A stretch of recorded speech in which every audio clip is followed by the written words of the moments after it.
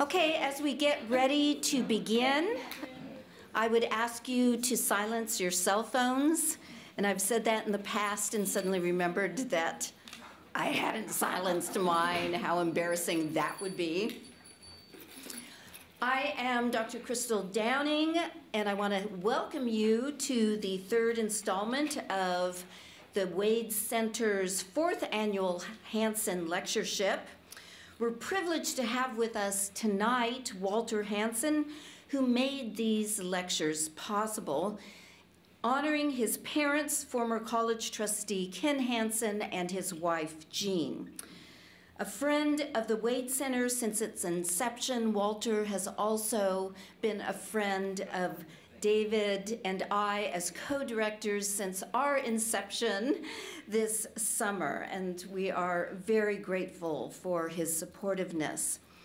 Walter currently serves as a member of the Wade Board, and I have invited him to open our time tonight with a few words and prayer.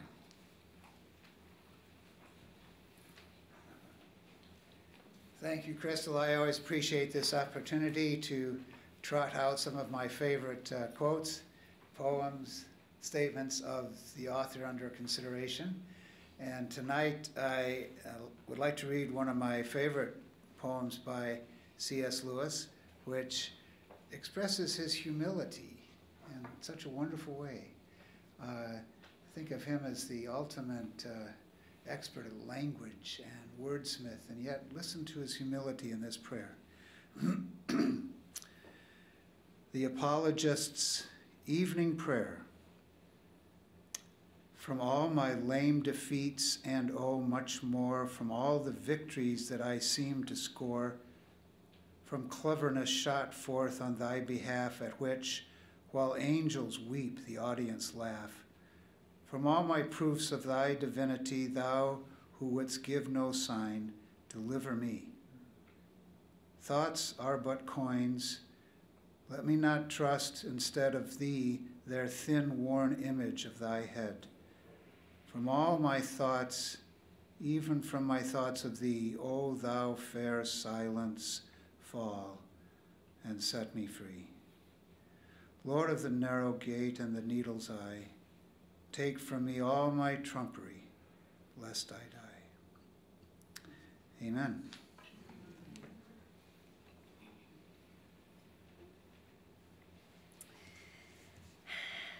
Jerry Root may well be the most famous person on Wheaton College campus, but now that Jeff Davis just entered, I probably should revise that. The second most famous person on the campus.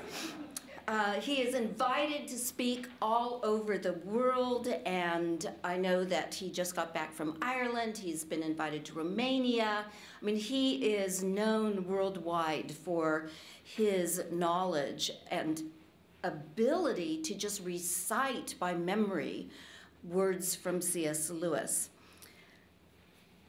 A recent Wheaton Record article was tracing Dr. Root sightings, and one student was talking about how she was entering Barrow's auditorium the same time Dr. Root was, and as they entered, he said, "Do you want some candy?" And she said, "Yes," and he handed her a cough drop. And that strikes me as a microcosm of Jerry's personality. Graciously gregarious, he offers gifts of insight, both sweet and salutary. Tonight, Jerry will deliver his third lecture on C.S. Lewis's early poem, Dymer, or Dymmer, as the British say, explaining why he considers this poem both sweet and salutary. Immediately after he speaks, we will benefit from a response by Miho Nonaka. A native of Tokyo, Miho holds an MA in Asian Studies from Harvard, an MFA in Creative Writing from Columbia, and a PhD in English and Creative Writing from the University of Houston. She currently serves as Associate Professor of English here at Wheaton, where she has been teaching since 2010. In her creative work, Miho explores in-betweenness, focusing on home, dream, and language. And that seems to be an appropriate paradigm with which to end the Hansen lectures on Dymer, In-Betweenness, an in-between poem written by the not yet famous C.S. Lewis. So Miho strikes me as the perfect respondent to our last session with Dr. Root guiding us through this little known poem. After her response, Dr. Nonaka will be joined by Dr. Root for a question and answer time, and that is your opportunity to ask any questions and participate in the conversation. So now let's welcome Dr. Root. I have to say a few things before I begin to read the paper. First off, I have to thank the three respondents. I have to thank Professor Jeff Davis, and I have to thank Mark, and I want to thank Miho. I didn't realize you had all those Ivy League degrees too. I'm glad I found out just now. I would have been really nervous.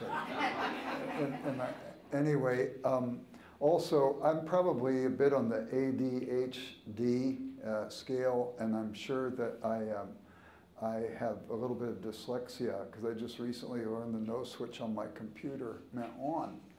So what ends up happening is a lot of times I am working to get things done, and my poor respondents have had the sweat bullets waiting. So for all of you, I ask your deep forgiveness, and I am grateful that you're here. I want to pray another prayer. Father, I know I offer crumbs, but I know that your son once took 5 loaves and 2 fish, and he did some pretty remarkable things with those fish and loaves. I pray your Holy Spirit would meet us this evening, and that he too would do some remarkable things with the crumbs that are offered. And I would ask, Lord, that each person who came here this evening would leave feeling like he or she got something, even from this paper, that will abide with them. And long after they can remember where they heard it, it would still bear fruit in their life, just as we see Dymer in Lewis's life bore fruit in the books that he wrote later in his life. So fill us with your Spirit to that end, I pray. And we ask this in Jesus' name, amen. When Lucy opened the door of the wardrobe, she discovered a world inside that would lead to many adventures. Not only for herself, but for all who followed her and have seen Narnia through her eyes. Lewis opens more than wardrobe doors. Virtually all of his books are thresholds to other worlds of the imagination. What we meet and seed in one book blooms into full flower or bears rich fruit in another. Dymer, in many ways, is the first of these seed-bearing books, and in this lecture, I am asserting there are features in Dymer that are hints of things to come from his pen. Having the advantage and perspective of time, a reader can see the unwearied joy that brings out of old fields the flowers of unborn springs, out of old wars the cities burned with wrong, a splendor in the dark, a tale, a song. I plan to identify some of these themes. Certainly most authors whose careers span decades will bring out of old fields the flowers of unborn springs. Jody Warner, in her doctoral dissertation, notes this about Lewis's fiction. There does seem to be an unmistakable quality that pervades all his fictional works, as if they had left behind the scent of some familiar breeze, bright, bracing, and born from a distant clime. Similarly, author and Lewis scholar David Downing says that there is a fascinating interconnectedness in all the books. Reading any one of them casts light on all the others. Others have observed this as well. For example, J.A.W. Bennett, Lewis's student at Oxford, the man who would take up his chair at Cambridge after Lewis retired, acknowledged this interconnectedness in all of his writing. In his inaugural address at Cambridge, Bennett said of Lewis, "The whole man was in all of his judgments and activities. His works are all of a piece. A book in one genre will correct or illumine or amplify what is latent in another." Familiarity with Lewis continues to reveal this characteristic of his work. Concepts defined in his nonfiction are illustrated in his imaginative works. A self-effacing comment in one of his literary critical works may merit an entire chapter in one of his religious books. a thought in bud, found in a letter, is manifest in full bloom in an essay. An idea presented by means of an essay becomes the subject of a book.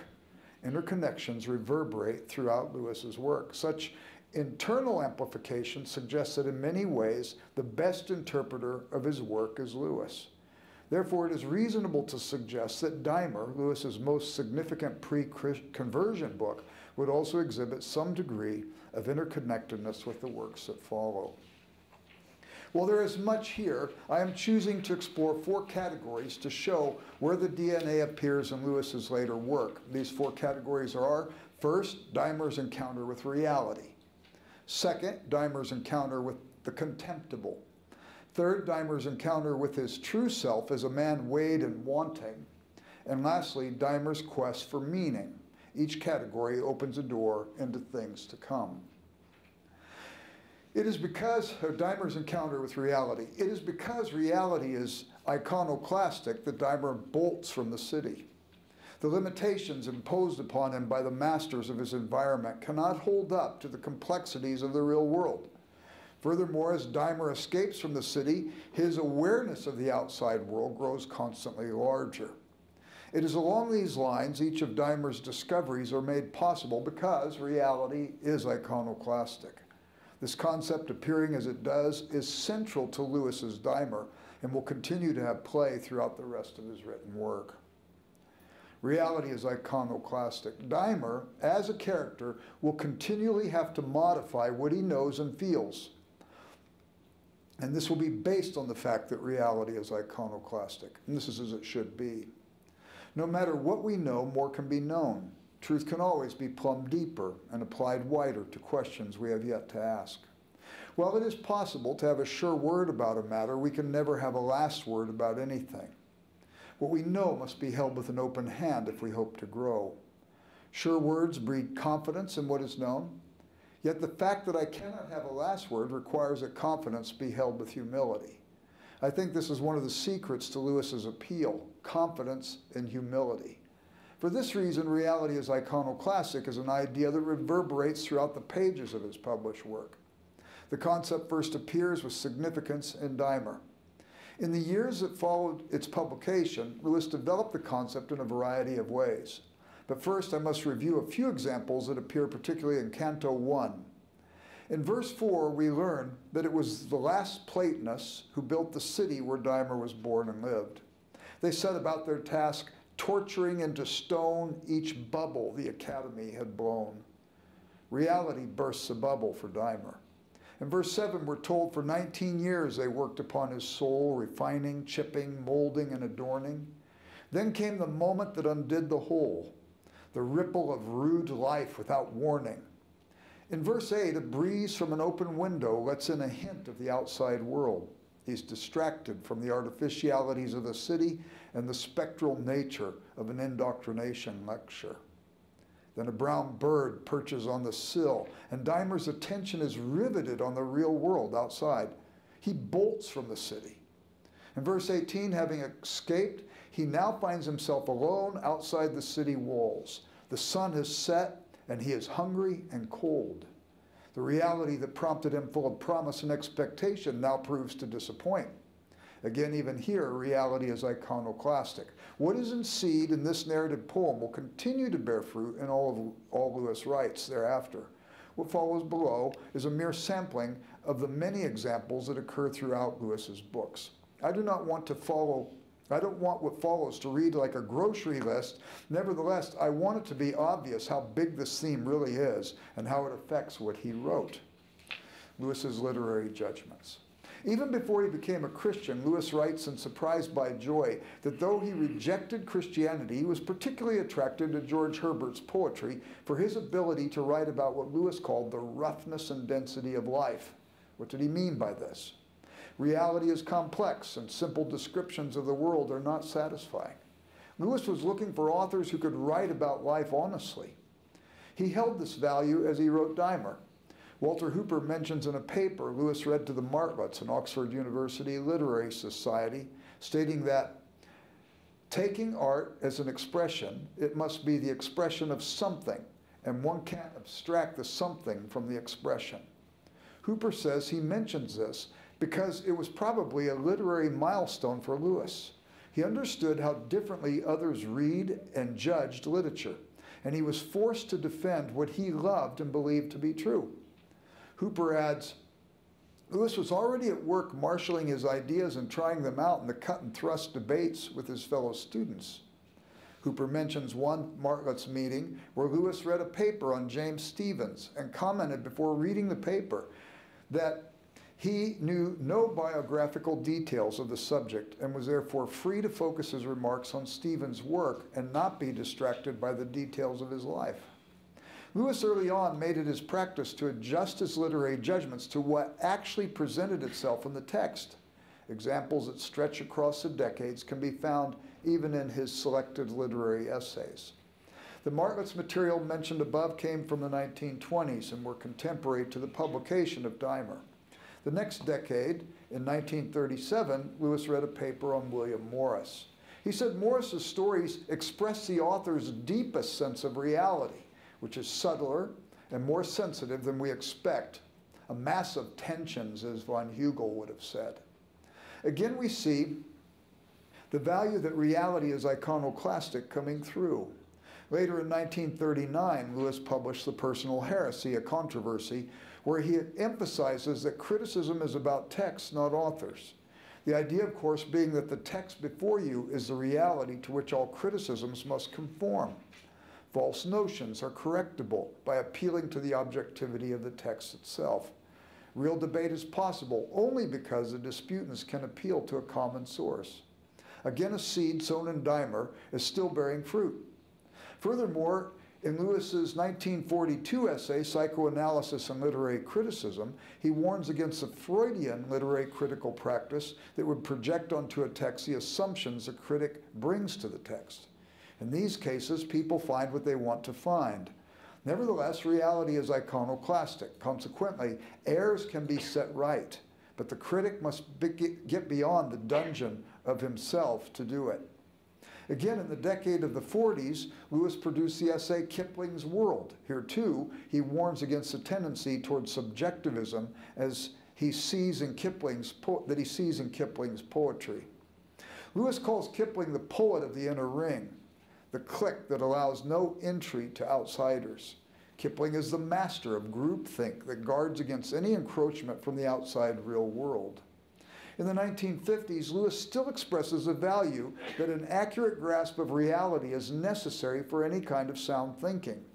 In his 1954 essay, A Note on Jane Austen, Lewis shines praise on her work and says she is the daughter of Dr. Johnson.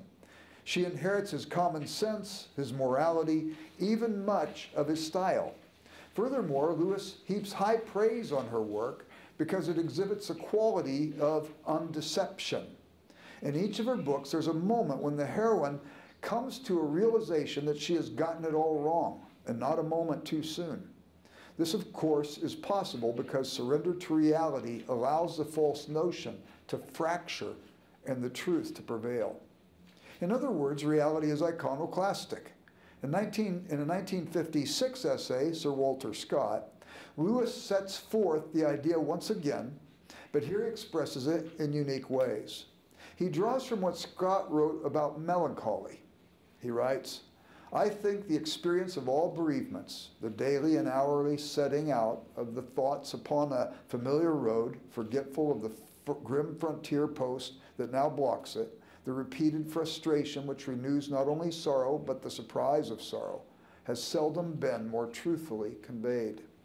Lewis says of Scott that he was the first of men who taught the feeling for period. That is, that while humans share much in common with all who are Homo sapiens, we must take care not to project onto any period values that are particular to our own. This is to miss the uniqueness of any age, and also to neglect what a complex thing it is to be human. These are things that are anticipated in Lewis's Dymer, and has been exhibited. That book is a seedbed for much that springs up throughout the decades in his insightful literary judgments. Reality is iconoclastic in Lewis's fiction. This idea, embodied in Dymer, is seen in his fiction as well. All of the heroes in Lewis's fiction are those who constantly make deeper and wider discoveries of the world around them. What they believed and valued at the beginning of a book must give way to accommodation or assimilation. Lucy discovers a new world through the wardrobe. Peter, Susan, and Edmund follow. Edmund discovers even the sins of a traitor can be atoned for, and he can still find value and purpose in life. Eustace discovers a world beyond those depicted in the books he has read, books that never made room for dragons and fairies, chivalry and courage. Orul, Queen of Glome, will have to confront those falsehoods within her own heart and have made it possible to see or accept the reality of the world around her. In the Space Trilogy, when Ransom first sets foot on Malacandra, Lewis writes, he gazed about him, and the very intensity of his desire to take in the new world at a glance defeated itself. He saw nothing but colors, colors that refused to form themselves into things. Moreover, he knew nothing yet well enough to see it. You cannot see things until you know roughly what they are, Lewis narrates. Familiarity over time with this new world as it strikes his senses allows Ransom to grasp that world over time and to be enriched by its beauty and complexity. Lewis explains of Ransom's budding experience of this strange planet that before he learned anything else, he learned that Malacandra was beautiful. Lewis experienced something similar to that of Ransom while just a child.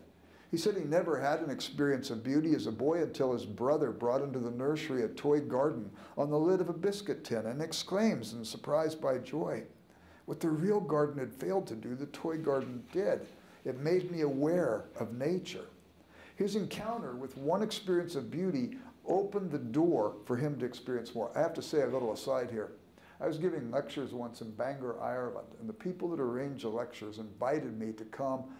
They knew the woman who owned his boyhood home, Little Lee, and I got to spend 2.5 hours crawling all through that house with Surprised by Joy in my hand, looking out the windows as he described them, everything, the Hollywood Hills, the Castlereagh Hills, and so on. He said he never saw a beautiful building, never believed a building could be beautiful. The inside of that house is one of the most stunning houses I have ever been in my life. And what we realize, there is something arbitrary about the way these things break in on us. The reality of the real gardens didn't do anything for Lewis, but the reality of the toy garden did. We should keep that in mind. There are some wonderful examples in Out of the Silent Planet. Ransom was kidnapped and taken to Mars. He escapes his captors, but cannot escape the fact that he is far from Earth and the hope of a return seems unlikely. Alone and aware not only of his strange surroundings and potential danger, he was also quite aware of the danger of madness and applied himself vigorously to his devotions in his toilet, Lewis writes. It is through encounter with the real that Ransom is able to maintain his sanity. Furthermore, among his many adventures, Ransom eventually develops a friendship with a Ross named Huey, and the two discuss the pleasures of friendship. Huey says, a pleasure is full grown only when it's remembered. When you and I met, the meeting was over very shortly. It was nothing. Now it's growing something as we remember it. But still, we know so little about it. What it will be when I remember it as I lie down to die. What it makes of me in all my days till then. That is the real meeting. The other is only the beginning of it. You say you have poets in your world. Do they not teach you this? Huey asks. Again, reality is iconoclastic. All prior notions must give way, and those who surrender to the real enjoy its fruit. Reality is iconoclastic, and Seed and Dymer is also manifest as Lewis writes over the decades. He writes of these things for children, and they should learn well that perhaps they will maintain something of the childlike wonder of the real world throughout their lives. For example, in The Lion, the Witch, and the Wardrobe, Peter and Susan are confronted with a conundrum. Their sister Lucy and their brother Edmund are arguing over a point. Lucy claims the two of them went into a strange world called Narnia, and they got there through a wardrobe in the professor's house while playing hide and seek. Edmund denies it ever happened. Who speaks the truth, Lucy or Edmund? They ask the professor about it. The things Lucy says seem very odd and contrary to anything Peter and Susan have ever experienced. They find it hard to believe her, yet Edmund typically has been the sibling most prone to fabrication. The professor says the two older siblings must consider the facts. Lucy is either delusional or lying, or telling the truth. Does that sound familiar, those of you that have read Mere Christianity?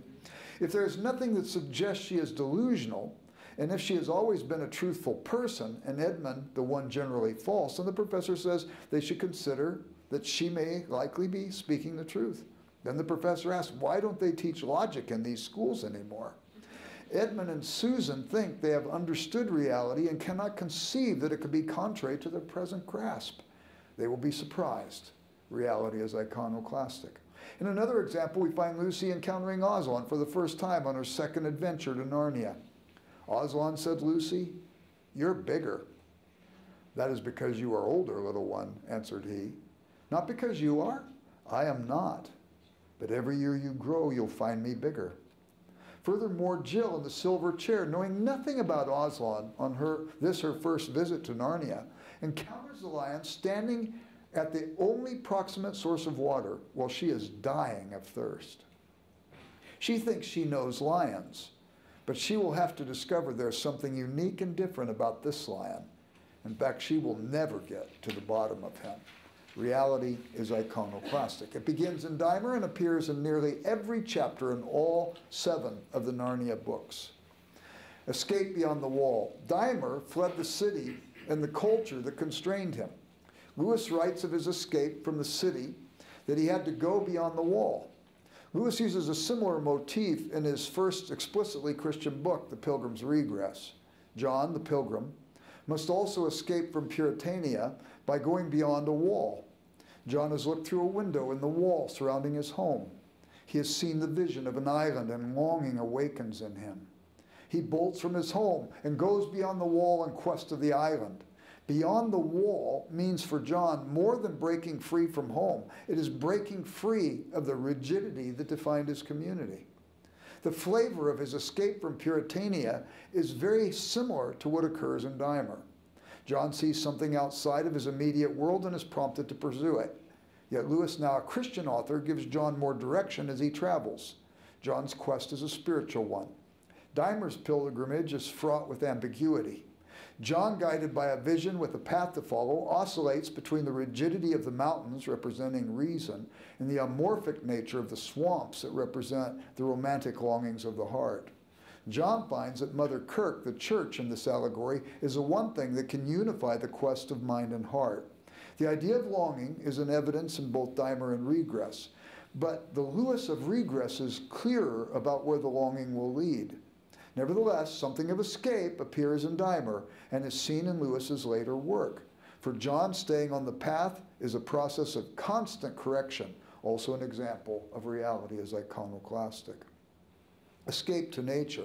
There are events in Dymer where he wearies of situations that have caused him deep sadness and concern. Each time he's revived by nature and something numinous that seems to transcend her. It is the real that renews him. It is reality that revives. Wandering through woods and over a mountain, Dymer comes to a place where he sleeps. His dream is tranquil. In it, he hears a lark that sang out of heaven. The world will never end. Sang from the gates of heaven, will never end. Sang till it seemed there was no other thing but bright space and one voice set there to sing. In this dream, Dymer is wooed by the singing lark to look at something so large and compelling, it eclipses all other things from his view. It is set apart and distinct from the ever-changing and mutable world in which he has found himself by virtue of its immutability and never-ending qualities. Lewis begins the next 2 verses with the words, "It seemed." And here he sets out to interpret the song of the lark for his readers, thus making his aims very clear. The lark sang, "I am." And Lewis says from this "I am" flows the justice that men call divine. George Sayre observes, he is rescued by contact with complete and integrated God-made creatures, whom he can accept as they really are. But as he awakes, Dymer believes that what he heard was only a mere bird piping, and is unwilling to attribute this to any kind of transcendence. The canto ends as Dymer takes to his pilgrimage road once again. Section 2, Dymer and the contemptible. Dymer experiences 3 categories of the contemptible, that is, various forms of evil. Each of these categories will show up later in Lewis's works. First, there are the conditioners who created the city where he lives. Second, there is Bran, the anarchist. And lastly, the subjectivist magician. The city of conditioners. Dymer was born and raised in the city designed by social engineers and conditioners. He knows nothing else but this one experience of a very small region of the world. One would think he would be content with the one thing he knows, since his limited experience gives him nothing with which to compare or judge the world around him. Nevertheless, his heart grows immediately discontent on the day he notices a real spring day. Spring is real. By contrast, the world of the city is spectral. The artificiality of the city cannot compare with even a moment of the real. Lewis's contempt of the utopian state is on display in Dymer. Of the city of Dymer's birth, Lewis writes, "No hour was left uncharted in that town, and love was in a schedule in the state. Choose for eugenic reasons who should mate, with whom and when." Cautions concerning the omnicompetent state pre-exist Lewis's conversion to Christianity. This is evident in Dymer. In at least 3 other works by Lewis, his critique of the conditioners in The Abolition of Man, as well as his expose of the NICE, the National Institute for Coordinated Experiments, in That Hideous Strength, and the bureaucracy of hell satirized in the Screwtape Letters, his contempt is presented. Impatience with such things also undergirds the offhand comments made about Experiment House in The Silver Chair and The Voyage of the Dawn Treader. 2 of these embodiments are worth noting with some detail. The most developed exposition of concern about conditioners is found in Chapter 3 of The Abolition of Man. Here Lewis is deconstructing a 6th-form grammar book called The Control of Language by Alec King and Martin Ketley. By the way, that book is here at the Wade Center. You can come and ask them. And Laura, how many times have you brought it up for me? 1 million, probably. Yeah. She's worn a ridge in the carpet going downstairs. Not wishing to embarrass the authors, Lewis calls them Gaius and Titius and refers to the text as the Green Book. Lewis points out that the authors, attempting to teach grammar, have inadvertently smuggled all kinds of philosophical assumptions into the minds of their readers. They begin by telling a story of Samuel Taylor Coleridge at a waterfall on the River Clyde. There are 2 tourists present. One calls a waterfall pretty, the other calls it sublime. Coleridge endorses the second description and is dismissive of the first. The authors of the Green Book declare that Coleridge had no right to make such a judgment, for neither of the tourists were making a statement about the waterfall, but merely statements about their own feelings concerning the waterfall. Lewis expresses deep concern at this point. First, because all true statements are validated only when there is a reality that supports the truth claim. The tourists were not making comments about their feelings, but about the waterfall. Both had something positive to say, but Coleridge endorsed the second because it was more robustly descriptive. And Lewis takes issue further with Gaius and Titius because he believes even statements of emotion can be in harmony with reason. We can talk about just sentiments whenever emotions are also supported by a context in which those feelings are merited. Happiness at a birthday party is proper to that occasion, but giddiness at a funeral is inappropriate unless we owed a lot of money to the person who passed away. Lewis calls these appropriate responses objective value. He uses the word tau as a shorthand for this appropriateness. Furthermore, he questions how it is that Gaius and Titius can make judgments that Coleridge had no right, and that Coleridge had no... He questions how it is that Gaius and Titius can make judgments that Coleridge had no right to be discriminating of the comments by the tourists. If Coleridge had no right to judge, then neither do the authors of the Green Book, but judge they do. While Lewis suggests reasons these authors might employ to validate their judgment, each is less than objective and leads to a kind of self-referentialism. As Lewis writes The Abolition of Man, he sees this kind of self-reference as dangerous to the society that accepts it. When such subjectivism is in ascendancy and a party is no longer tethered to that form of objective value that overarches rulers and ruled alike, as that party will become utilitarian and tyrannical. The views of The Abolition of Man are an evidence in this first category of evil as depicted in Dymer. In The Abolition of Man, he calls those who ascend to power, the omnicompetent state, the conditioners. The framers of the city are their progenitors. By the way, in B.F. Skinner's book, Beyond Freedom and Dignity, he refers to conditioners. And he is referring to them in 2 chapters in that book, and he draws even the term from Lewis's The Abolition of Man. He's responding to The Abolition of Man in that famous book by Skinner. These framers of the city and Dymer can also be seen in Lewis's 3rd space novel, That Hideous Strength. In that novel, the reader encounters a nefarious organization ironically named the Nice. These people are anything but nice. They begin by conducting experiments on animals and drift towards doing experiments on human beings. They have turned their backs on anything like objective value, and justifying all of their evil acts as being best for the human race, they produce a horror. Again, the seeds for such depictions are in evidence in Dymer, the anarchist. In Canto 4, Dymer discovers the contemptible in another kind of character, the anarchist. In his wandering, Dymer stumbles upon a mortally wounded man who has been blinded and both his hands are severed. Dymer assumes the role of father confessor to this man and hears his story. He learns that in the wake of his flight from the city, an anarchist named Bran has stirred up a rebellion and thrown the city into chaos. To his horror, Dymer learns that Bran used the name of Dymer as his banner to incite anarchy.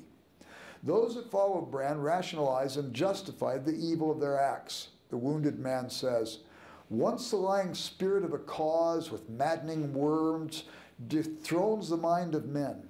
They are past the reach of prayer. The eternal laws hate them. Their eyes will not come clean again, but doom and strong delusion drive them then." The anarchist, having stepped away from traditional morality, has no standard by which to judge his acts, or anyone else's for that matter. He has no objective value validating others to follow him. He spins his sense of right or wrong out from himself as a spider spins its web to ensnare the unsuspecting. Certainly something of this characteristic can be seen depicted in the anarchist Lewis meets in The Great Divorce. Furthermore, Lewis writes explicitly about this tendency that justifies evil in his later work. His familiarity with Aristotle's concept of akrasia, to lose command of one's moral clarity through rationalization is what that word means, is footnoted in The Abolition of Man. Lewis draws from the Nicomachean Ethics.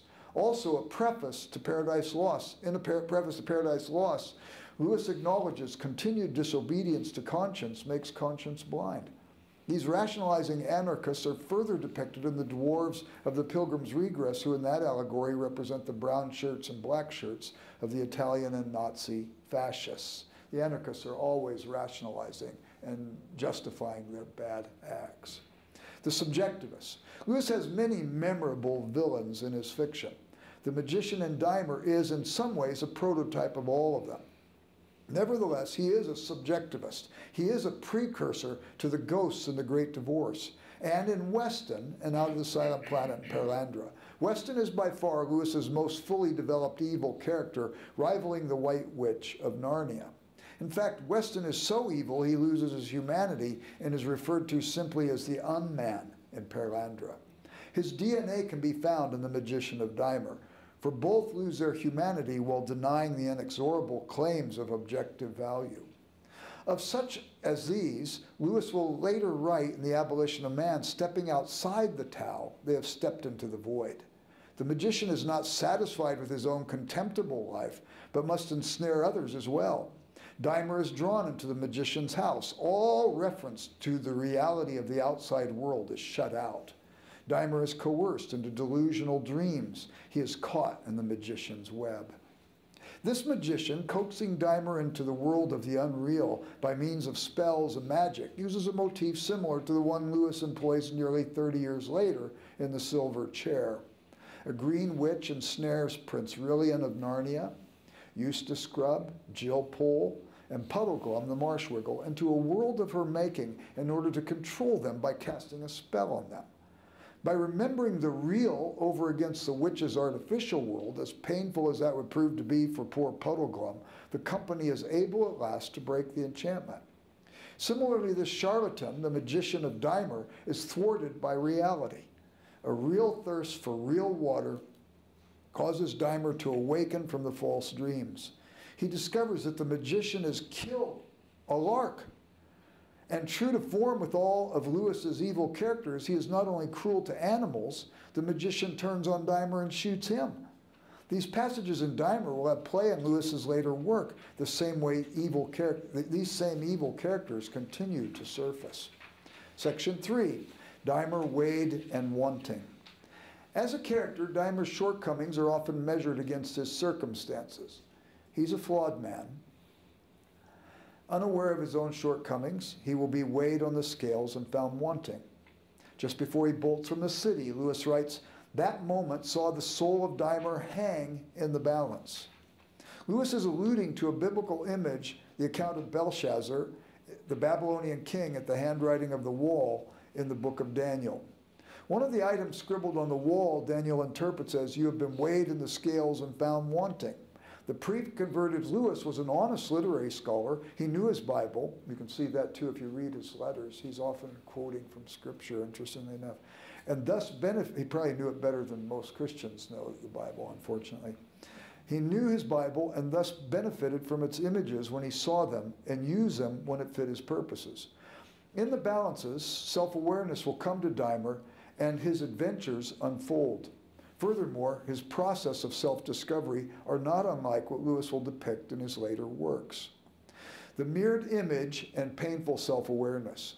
Dymer bolts from the city ignorant of the consequences of his act. He seems to sense no guilt for striking his instructor and murdering him. He is utterly unaware of the rebellion that will arise in his wake. In one sense, he is free. But as his story unfolds, it will remain to be seen if he will emerge an anarchist like Bran, or he will gain wisdom through his errors and trials. If anything, his newfound freedom seems to have given him an abundance of temporary self-confidence. In Canto 2, he comes upon a manor house. The door is open wide, and he feels free to enter. There was light from every direction, and no shadows were cast. His eyes are darting in every direction. The oppression of huge places wrapped him round. Suddenly, he turns a corner and sees, far off, a wild-eyed, naked man that came to meet him. Dymer, to defend himself, lunges at his attacker, only to find he was looking into a mirror and was afraid of his own image. Throughout the time he is in the manor house, Dymer is being undeceived. He is entering a place of self-discovery. Reality is iconoclastic. Lewis writes, "The boy went on manly playing at manhood." It is in this manor house that Dymer has his tryst with the woman. Leaving the manor the next day, he realizes how he has used her. He feels guilt for the first time. Seeking to re-enter the house and set his wrongs right, he is rebuffed by an old hag. She defeats him blow after blow, and Dymer again and again must realize that he has far less courage and significantly less strength than he imagined. The manor is a place of self-discovery, and this self-discovery begins with the incident at the mirror. The use of a mirror to enable characters to see themselves as they truly are, as first used here in Dymer, is a motif often found in Lewis. In The Great Divorce, Lewis finds himself as a character in hell. He sees a queue and joins the line waiting for who knows what. A bus arrives and Lewis boards a bus. The characters on board are despicable people. Fights constantly break out, and Lewis finds himself in the jumble sitting next to someone new every so often. In each case, the character begins to tell his story, and Lewis is shocked at the despicable nature of each of the passengers. The narrative suggests to the reader that the Lewis in the book thinks of himself better than he thinks of these deplorable people. Then just as the bus arrives at the threshold of heaven, light pours into the bus, and Lewis looks down the aisle. He sees up front by the driver that there's a mirror, and he sees reflected in it his own image.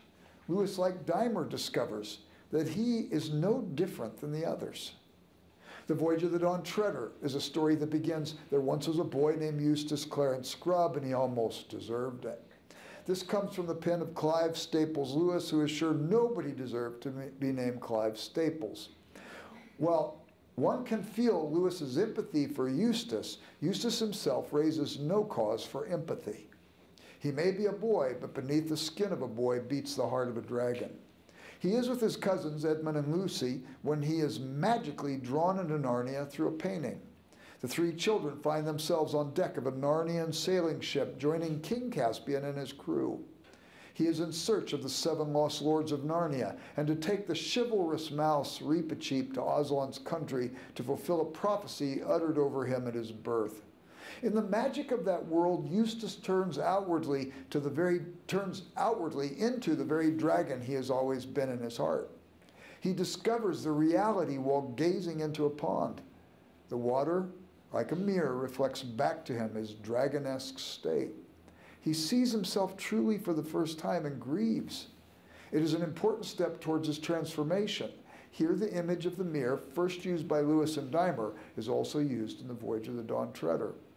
In Lewis's novel Till We Have Faces, the motif is used again. Orul, Queen of Glome, is writing of her complaint against the gods. The goddess Unga embodies all that she hates. Her anger and hostility is virtually unquenched. Unfortunately, she is blind to every flaw in her own character. Nevertheless, a transforming moment occurs when she looks into a pond and sees reflected back, as in a mirror, that she is the very embodiment of everything she hates. As with Eustace, it is a sign that transformation may well occur in her. Lewis uses these images to show that real change begins only if we can see ourselves as others see us.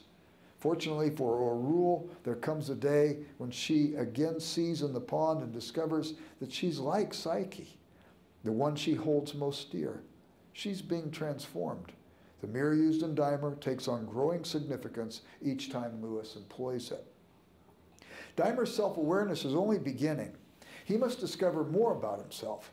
Having been rebuffed by the hag, he demands of her access to see the woman from the night before. In his demands, he shouts out, "She is mine!" The reader readily sees what Dymer has yet to know. Anyone reading Lewis's The Great Divorce has seen this Dymeresque sentiment in the ghost of the controlling mother and the controlling wife, and in the controlling self-interest of Mrs. Fidget, who is the embodiment of the abuses of Storgay in The Four Loves, and of the vicar in The Sermon and the Lunch. Furthermore, his kind of possessiveness cannot escape notice in Queen Orul's attempts to control those she says she loves, Psyche, the fox, and Bardia. She confuses love with rationalized self-interest, and what prevails is a controlling expectation that things have to be as she must have them be. In fact, Psyche says to her, "You're teaching me about kinds of love I did not know. I'm not sure whether I like your kind better than hatred." This possessiveness and control are also in evidence in Jadis, Queen of Glome, who speaks a deplorable word to save herself while destroying all the people of Glome. She also becomes the White Witch of Narnia, who makes it always winter and never Christmas. It is in this way anticipated in Dymer and proliferates in Lewis's books. You know, the White Witch, she's actually anti-Aslan. He gives his life to give life. And she takes life to save her own life. And so she becomes Antichrist as well. Anyway, souls in the balances. Lewis says that Dymer's soul is in the balance. The image also appears in The Weight of Glory. Lewis contends that there are no ordinary people. Everyone we meet is a soul in the balances, moving towards everlasting horrors or everlasting glories. Lewis reminds us that we bear the burden of our neighbor's glory, for our treatment of others nurtures them, hopefully, to joy. As he journeys, we are told, out of the scythe grass the nettle grew. It is a telling comment. It seems to allude not only to the nettles in nature, but perhaps also the nettles and weeds still growing in Dymer's soul. Dymer is quick to assume that the evil in his world must be attributed to the gods. What occurs here is a prequel to much Lewis has to say in later works about the problem of evil and suffering. Here, too, it is easy to slough off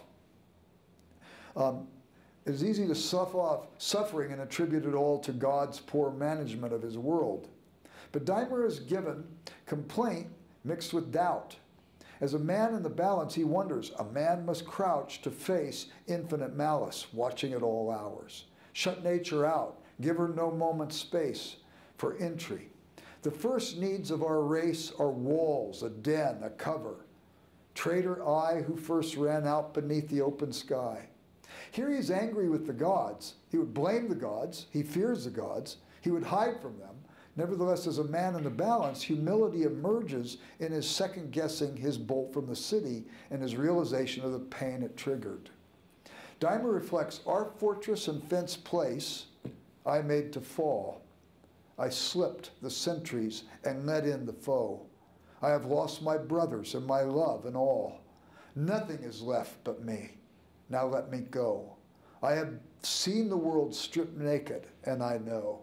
Great God, take back your world. I will have none of all your glittering gods but death alone. He is caught in the balances and would make sense of himself and his world with all of its pains and sorrows. So too this theme in Dymer reverberates in Lewis. Section 4, Dymer and the quest for meaning.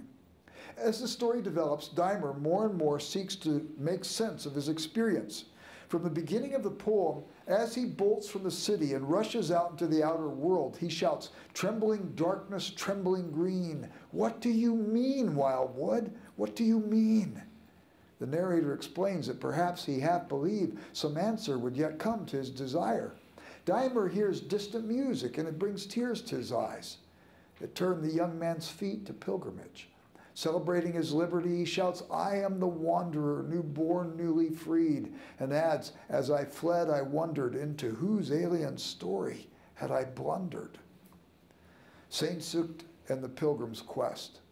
The moment Dymer longs to make sense of his experience, Lewis links the quest for meaning with the awakening of desire. At this time in Lewis's own life, the object of this desire was unclear. Nevertheless, he links desire and the quest to find its object here in Dymer.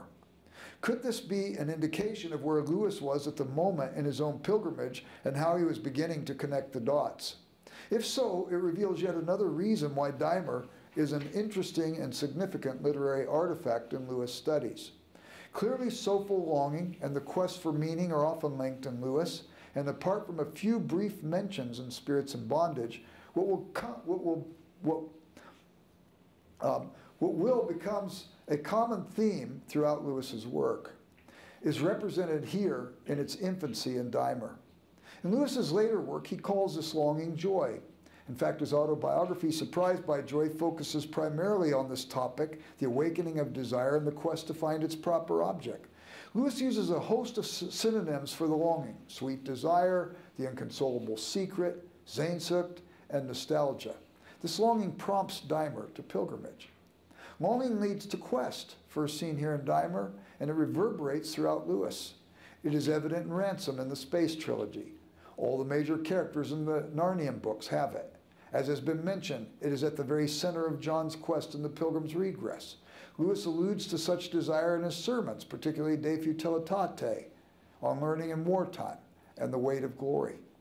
All of his popular apologetic works cultivate the theme of longing as he uses it with evangelistic appeal, where he is clearly trying to identify in his argument from desire that something God puts in hearts as he seeks to woo people to himself. Lewis says in Surprised by Joy that the desire first awoke in him as a child when his older brother Warren brought a toy garden into the nursery, built on the lid of a cookie tin. And Lewis observes, what all the real gardens failed to do to him, this toy garden did. It awakened in him longing.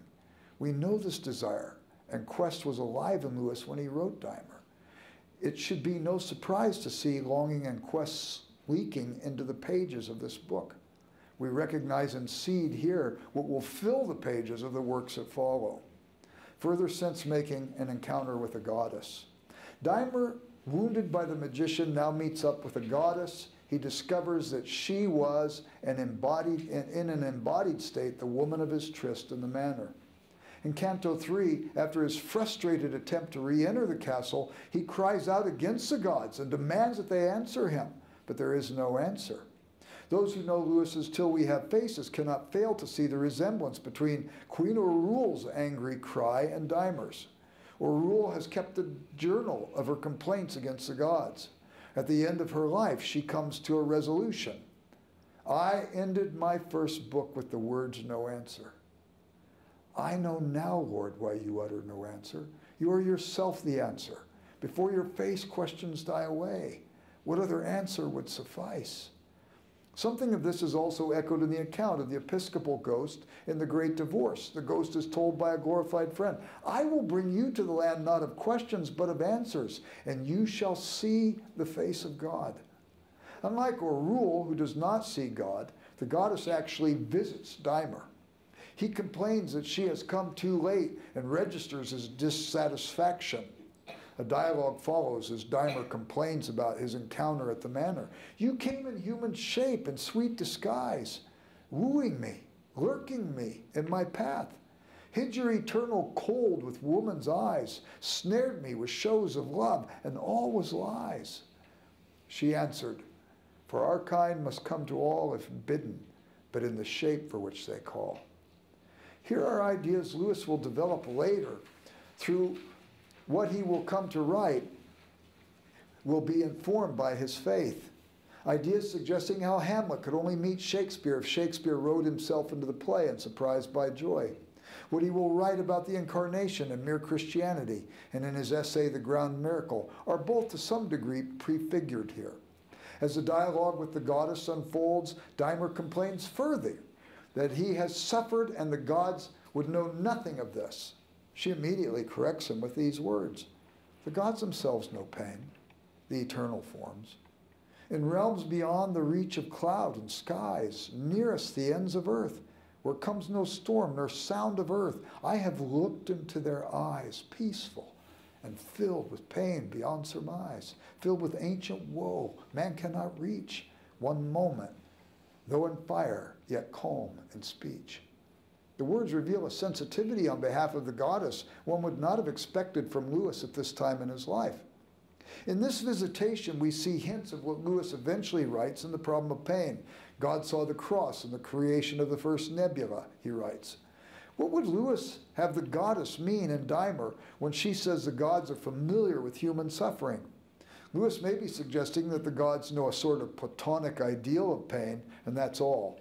On the other hand, the Lewis of The Problem of Pain writes that because of the incarnation, there is more than merely the idea, there is the existential reality. God the Son entered into the world of human brokenness, sin, and suffering. Nevertheless, what is in Dymer opens a door on a grand theme that reverberates through much of what is to follow in Lewis. So much that will come from him either hints at or strongly investigates matters of theodicy. What is clear from Dymer is that Lewis had a sophisticated grasp of Christian theodicy. He knew much before his conversion. The problem was not with a lack of knowledge, but a lack of belief. Lewis wrote to Arthur Greaves and said explicitly, I am not Dymer. Nevertheless, it may be through Dymer that those interested have a window on the transformation going on in Lewis. Why do they, the gods, lure them to such spirits as mine, the weak, the passionate, and the fool of dreams? When better men go safe and never pine, with whisperings at the heart, soul-sickening gleams of finite desire, and joys that seem the promise of full power? For it was they, the gods themselves, that led me on in this way. Dymer felt it was the gods that provoked him to flee the city. He complains they goaded him by desire. He demands an answer. Give me the truth. I ask not now for pity. When gods call, can the following them be a sin? Was it false light that lured me from the city? Where was the path, without it or within? Must it be one blind throw to lose or win? Has heaven no voice to help? Must things of dust guess their own way in the dark? She said, they must. Suddenly Dymer turns to ask another question, and the goddess is gone. It is just after this encounter with the goddess that Dymer begins to make sense of his circumstances and discover his identity. The reality of an encounter with the goddess has been truly iconoclastic. He recounts the many Dymers he has been, the Dymer of the city, the Dymer that knew not brand, the Dymer of the forest glade, the Dymer of his many adventures. Each, he says, he has sloughed off, and there is yet one more yet to die. The quest for meaning and understanding will always require adjustment of thought and life. Dymer does not fully see his way clear, but Lewis will come to understand this sure enough. When Joy Davidman, during the Christmas season of 1952, visited Lewis at the Kilns, she asked him to sign her copy of The Great Divorce.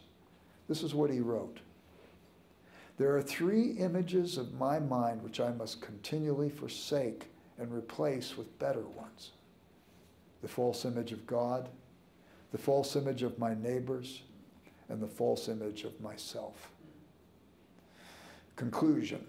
We have only looked at a sampling of the big ideas in Dymer. Because so much found in the later Lewis can trace its origins to this book, it must be seen as a significant literary artifact for serious Lewis scholarship. I would like to summarize the big ideas. Dymers' encounter with reality emphasizes the biggest concept in all of Lewis's books. Reality is iconoclastic. The idea has its first major exposition in Dymer. Furthermore, this approach to reality and its power to shape understanding as well as correct misunderstanding was at the heart of his objectivist commitments and influenced him all of his life. It drove him from falsities of his childhood faith. It drove him back to Christianity when his atheism and materialism could not measure up to intense scrutiny. It was the concept that allowed him to go deeper in the faith once he was convinced of its objectivity and truth. He wrote, "If our religion is something objective, then we must never avert our eyes from those elements in it which seem puzzling or repellent.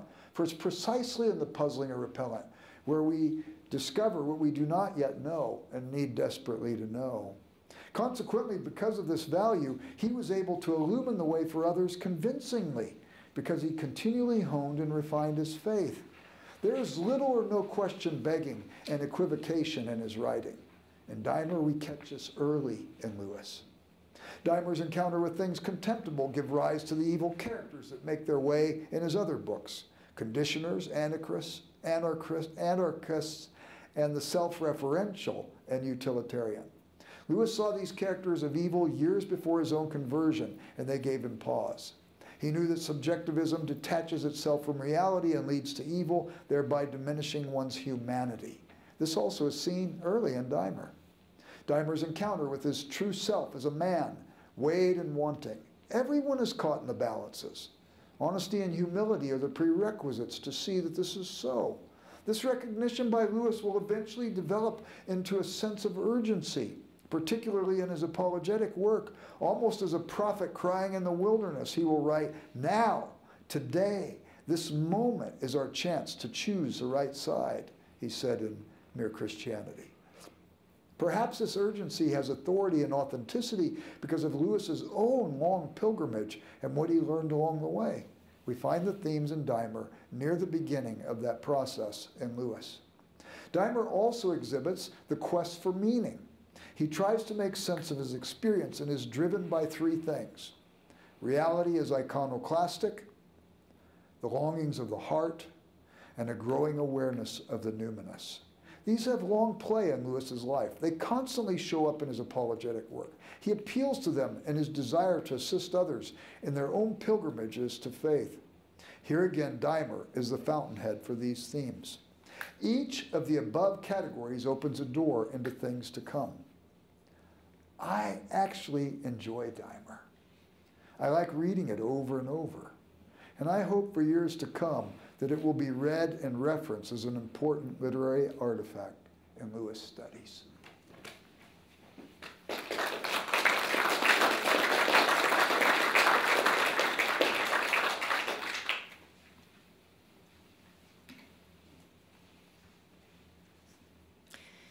"My only hope, it seems, is to find my lane and stay in it," said Professor Mark Lewis in the beginning of his response to the last Hansen lecture. Like the last 2 respondents, Dr. Jeffrey Davis and Professor Mark Lewis, I'm no specialist of C.S. Lewis, and it is indeed a bracing opportunity to share my own thoughts inspired by the last installment of Dr. Root's paper on Lewis's epic poem. In order not to crumple under the pressure of the task at hand, I'm convinced that I should follow Professor Lewis's lead to find my lane and stay in it. Which means I must first ask the question, what and where in the world is my lane? Let me start with an anecdote. Earlier this year, seeing how stressed I was about this lecture, my mother-in-law a well-respected psychologist asked me to explain what happens in Dymer. I summarized the poem for her: the protagonist's exit from the utopian republic, his dreamy union with the breathing body of the girl. He doesn't know her name or what her face looks like, but he claims that she is mine. His meeting with the magician who urges him to dream again and deeper, to find the girl, and his eventual death at the hands of a monster who turns out to be his progeny as a result of the aforementioned intercourse with a girl. Before I could finish, my mother-in-law interrupted me by saying, "Miho, did you know poets use drugs?" She was perfectly serious. It's either they were on cocaine or they should have been on cocaine so that they could write better stuff. I was speechless. I had certainly hoped that she would help me without giving in to the stereotype about poets being delusional or self-destructive. Even though I could say nothing at the time, I was thinking to myself, but your daughter-in-law is a poet too. The anecdote emboldens me to establish that part of my lane being a poet, with or without cocaine. Another part of the lane has to do with where I was born and grew up. Unlike everyone in this room, my first encounter with Lewis was through the Japanese translation. I was 10 years old when I first took a hardcover copy of one of Narnia books from the school library. It was A Lion, the Witch, and the Wardrobe, which was translated as Lion to Majo, The Lion and the Witch, skipping the wardrobe, because that way the title falls exactly in 7 syllables. Lion to Majo. I'm from the country of haiku, after all. One of the most tantalizing things about foreign literature to a child, however awkward the translation may sound to her ear, is a description of food. In my mind, what distinguishes each book in the Little House on the Prairie series is not so much the plot, as much as the host of exotic foods Laura and Almanzo are consuming. From hickory smoked venison to molasses on snow candy, vanity cake, sourdough bread, eggnog, and spicy apple pie. With Mary Poppins, I paid far more attention to the rhubarb she buys for pie making, rather than her smug narcissism or morally dubious attitude towards the children she nannies. From Lewis's another Narnia book, The Magician's Nephew, I still remember Diggory's line about his first impression of Narnia. He says, "It was a rich place, as rich as plum cake." It is as though food becomes the source of what Lewis calls Sehnsucht, the sweet, inconsolable longing for those readers who have access to literary work only through translation, because they have no way of knowing or tasting the original. As you might guess, in The Lion and the Witch, what piqued my curiosity first was Turkish Delight, the witch offers to Edmund, except that it was translated as something entirely different.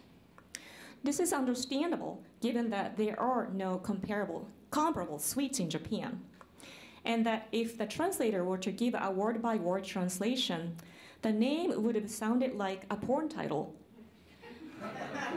The translation was published in 1966, and in Japan, from 1951 to 1984, the term Turkish bath meant a type of brothel or a massage parlor.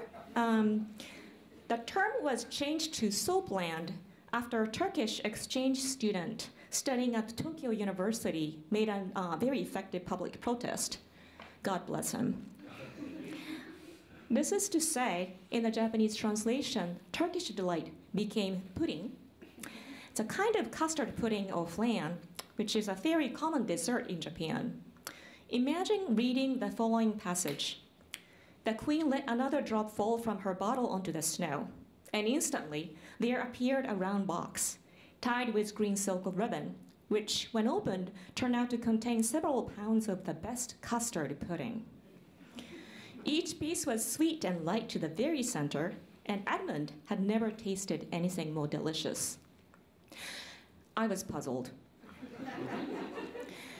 In Japan, custard pudding or flan was sold in individual plastic cups, never in a box. Since no cups were mentioned, I didn't understand how each jiggly flan could maintain its shape among all the other flans in a box. And why does the author make a point of adding that it was sweet and light to the very center? In Japanese, it read sweet and fluffy, when the consistency of custard should be the same throughout, unless some unfortunate curdling occurred. I didn't dwell on it too long, however. Since I was a child, I was never a logical thinker, and the technical side of things doesn't appeal to me very much. Perhaps it was the magic that kept a bunch of flans from slipping and bumping against each other. When the witch says, "It is a lovely place, my house. There are whole rooms full of pudding," I simply pictured a huge fridge-like castle with a multitude of self-contained flans like eggy pyramids levitating in the air. I thought it was very impressive. For the rest of the book, I was consumed by the story like any other reader. I found the adventure of English children breathtaking, and I fell in love with everything about Aslan. However, there is one last moment in the book that stopped me, even though it had nothing to do with food. It was right before the climax, where Aslan appears at the stone table and the witch and her evil followers surround him. Beloved Aslan is about to be put to death in exchange for the blood of Edmund, the pudding junkie. A great crowd of people are standing all around the stone table, but such people, ogres with monstrous teeth and wolves and bull-headed men, spirits of evil trees and poisonous plants, and other creatures whom I won't describe because if I did, the grown-ups would probably not let you read this book. The omniscient narrator's voice took me out of the book. Why do I have to be reminded of the grown-ups at such a critical moment of the story? The use of the God's eye view is pretty much non-existent in Japanese children's books, and its condescending tone offended my 10-year-old sensibility. Though I couldn't articulate it, I felt strongly that true magic should never be mixed with didactic intention. Think of a story like The Wizard of Oz. Follow the yellow brick road, and you'll end up in a city whose surface looks emerald only when you wear green goggles, and you'll discover that the whole city or the whole country is somehow managed by a charlatan. While it's on a far inferior tale, it's at least not didactic. It's just absurd. Before I digress too much on the topic of my experiences with Lewis's story in the Japanese translation, I like to make a point of returning to the other part of my lane, that of being a poet. Like most other poets who are writing poems in Japanese or in English, I was trained as a lyric poet. Lyric poetry focuses on personal feelings, unlike epic or narrative poetry that tells dramatic tales. This, of course, does not mean, as a lyric poet, you have the freedom to indulge in sentimentality or personal melodramas. Any student who takes a poetry workshop will learn this soon enough. One of the first poetry workshops I took was at Harvard University. My joy of being selected for the workshop quickly faded after the instructor announced our first assignment. He said, "Write a poem. You can do whatever you want, but please make sure it's not about love or death or being lonely." If a poem is not about love or death or being lonely, what else is there to talk about? Perhaps it is reassuring that Lewis's poetic sensibility was kept untouched by both potential benefits and harm of creative writing pedagogy. The discipline of creative writing is an American invention. And when I studied at Cambridge University, very briefly in 90s, I discovered that the British were mostly bemused by, if not openly contemptuous of, my desire to write my own poems. Tellingly, an English author and academic, Sir Malcolm Blackberry, once compared the idea of creative writing to courses to the hamburger. He says, a vulgar hybrid, which, as everyone once knew, no sensible person would ever eat. What surprises me about Lewis as a poet is that he was driven by a desire to write narrative or epic poetry. This is unheard of in my time, but it must have been extremely rare, if not non-existent, in the time he was writing too. 3 years after Dymer was completed, Lewis writes a letter to his brother on August 2nd, 1928, quote, "There's no longer any chance of discovering a long poem in English, which will turn out to be just what I want, and which can be added to The Fairy Queen, The Prelude, Paradise Lost, The Ring and the Book, The Earthly Paradise, and a few others, because they aren't anymore. In that sense, I may be said to have come to the end of English poetry, as you may be said to have come to the end of a wood." Lewis's sense of uncertainty and helplessness as he tries to find his own space in the forest of literature must have been significant. When one is a poet, perhaps more than a writer of any other genre, one must fight against obstacles. It could be against historical forces, the trend of one's own time, one's melancholic frame of mind, one's financial situation, the lack of audience, prejudices of all kinds. As a minority, as a woman, as an ESL student who came to live in the States only at the college age, pursuing a vocation of writing poems in English cost me more than I would ever be willing to share. Consider a famous quote by Flannery O'Connor. "A gift of any kind is a considerable responsibility. It is a mystery in itself, something gratuitous and wholly undeserved, something whose real uses will probably always be hidden from us. Usually the artist has to suffer certain deprivations in order to use his gift with integrity." I believe that Lewis suffered critical deprivations as he struggled to exercise his gift as a narrative or epic poet with integrity.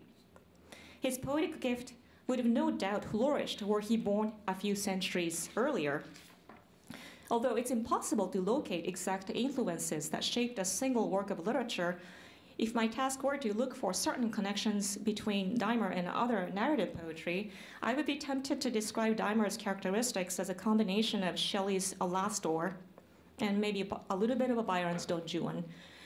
Dymer is a curious amalgam of romanticism and irony, the two forces that work hard to undermine each other's power. And one could argue, as far as the vision behind the poem goes, it is a far more complex, sophisticated one than either of the two poems by the major romantic authors. It astonishes me that a 17-year-old writer could present to the world such a lucid testament of his tortured sense of the dialectical forces in life: romantic longing versus irony, real versus artificial, utopian republic versus anarchy, and his search for the kind of truth that transcends them, while showcasing his mastery of poetic craft and technical fluency. And if I were to guess what ultimately undermines the effectiveness of Dymer, it is young Lewis's very proximity to his hero. Even though Lewis tells Arthur Greeves that he is not Dymer, it seems that he had not established enough distance between himself and Dymer to dramatize and turn his character's action and thinking into a compelling story. More earnest young Lewis is about his own search and struggles, Dymer ends up sounding pedantic and preachy. And Dymer's prolonged journey, marked not only by physical suffering, but also by a building sense of shame, self-awareness, and despair, tests the reader's patience by its relentless monotony.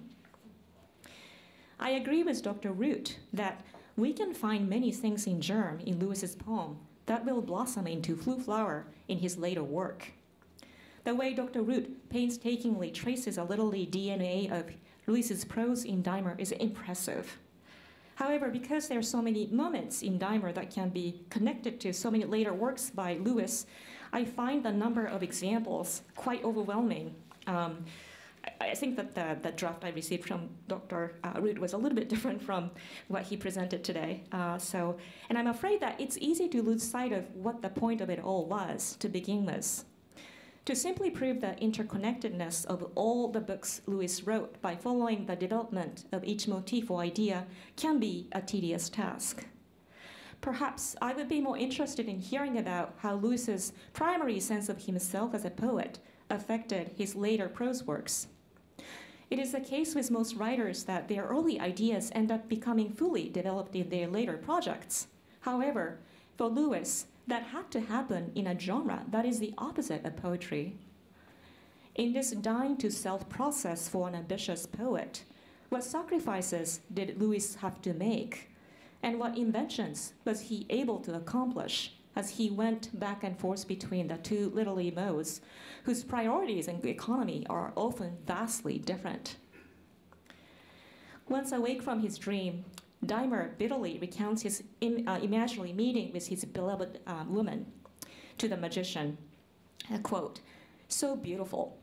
She seemed almost a living soul, but every part was what I made it. All that I had dreamed, no more, no less. The mirror of my heart, such things as boyhood feigns beneath the smart of solitude and spring.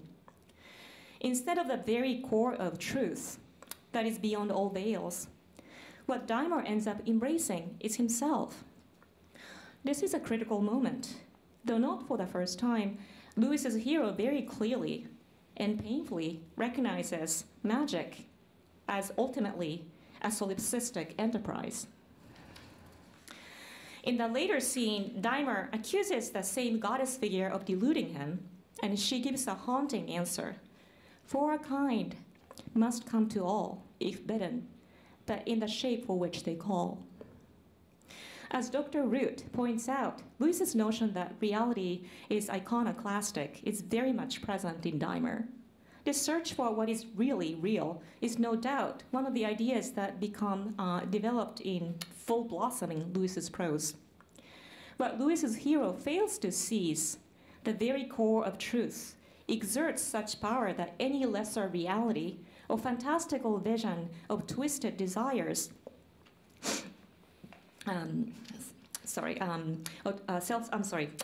any lesser reality or fantastical vision born of self-centered desires must be rendered lifeless. One could argue that the truth is the ultimate magic, which establishes a very clear hierarchy in Lewis's world. And perhaps it explains a didacticism I sensed in his writing and was offended by as a 10-year-old girl. And that's hardly surprising. I was a real anarchist then. The goddess figure, who identifies herself as the loved one, the long lost, makes a symbolic remark to Dymer. "You should have asked my name." Indeed, on several different occasions, Lewis's poem reminds the reader of the fact that her name is unknown to Dymer. In a way, Lewis's works continue to ask her name, her face, the ultimate destination for ceaseless longing, which always points beyond. What Lewis called Sehnsucht, where poetry and reality are not at odds against each other. Thank you very much.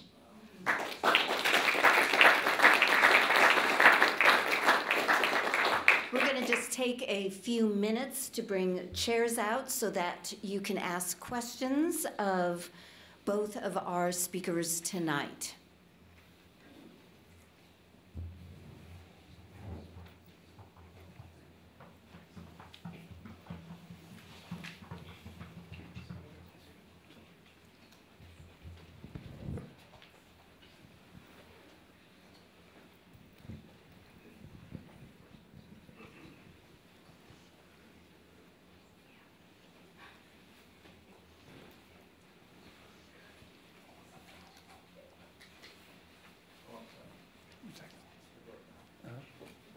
Come on down.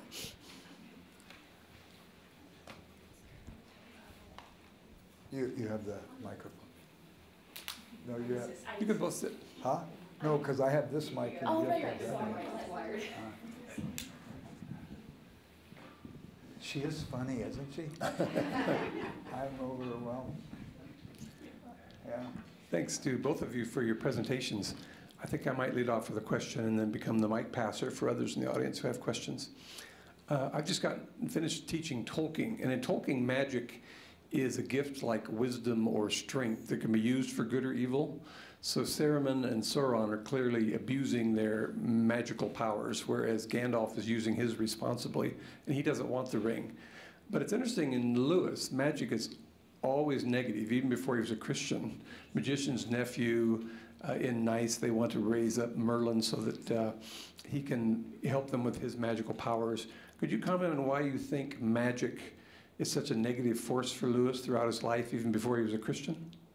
Right. You asked a very perceptive question. Maybe you're the one that should be the one who... I have an answer in mind, but no, you're the one on the spot tonight. Yeah, well, you know, there's a couple things. One, he had an encounter with Yeats, and Yeats was flirting with magic, and I think Lewis was pretty turned off by that when he saw it.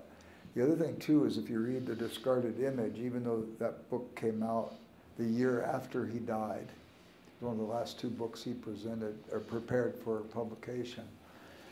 But they were the lectures, the prolegomena lectures he gave to medieval literature at Oxford University over a 29-year period. So he was always adding to these lectures. And he talks about the early days of magic and the early days of science. Their interests were the same. That in fact, both wanted to control. And people didn't look down so much on magic any more than they would look down on science at that time. And I think Lewis, the concept of control is always off-putting to him. So I think that's one of the big reasons. I don't know if that helps. But. I think so. It kind of reminds me of the Great Divorce. Yeah. Where the ghosts, when they're brought to kind of the real world, the intensity of the reality, the substance, the grass, these things actually hurt them because they're not really trained to be able to walk or appreciate or physically interact with the real reality, the divine reality. Yeah. And in a way, I feel like in Lewis's work, perhaps there is a kind of a hierarchy. The truth is the ultimate magic, and the lesser version of it, or something that actually tries to take advantage of people's desire for mystery, I think ends up being the kind of a magical things that are despicable. As I think Encounter with Yeats was pretty kind of terrifying to Lewis, which is understandable. It's interesting too. You mentioned the Great Divorce. In that book, the people who deny reality become diminished by it. And this is not an uncommon thing. The Dufflepuds in The Voyage of the Dawn Treader denying the authority of the magician of that house. He's actually sometimes called the magician or the governor. He says, come with us, meet the governor of this island. They're diminished to the degree of invisibility. Well, when Lewis gets in hell in The Great Divorce, he finds that you never see anybody. Everybody's moving out. The center of town, the windows are broken, the buildings are shabby, everybody's moving out, moving out. When he gets on the bus, he finds out on the bus that somebody in hell wanted to see Napoleon. And he had to go 2 million miles out to find Napoleon. And Napoleon was walking back and forth. It was Salt's fault, it was Ney's fault, it was Josephine's fault, blaming everybody else. 2 million miles out. Naturally, a Brit would put a Frenchman the furthest out in hell, but nevertheless, when he gets to heaven, where you said the grass won't bend beneath their feet, it's real, they're spectral, because they have denied reality. Finally, at the end of his time, with George MacDonald as his guide, sort of a satirical divine comedy, George MacDonald's character says to Lewis, hell, it's no bigger than that grain of sand over there. And what you realize is that the diminishment, they still exist, but the diminishment is smaller than subatomic particles by this time. And so there it is again, the denial of reality and the denial of truth and what happens as a result. You see some hints of that even in Dymer, I think. Miho, sorry, wait for He's the only one in the room that could rival your sense of humor.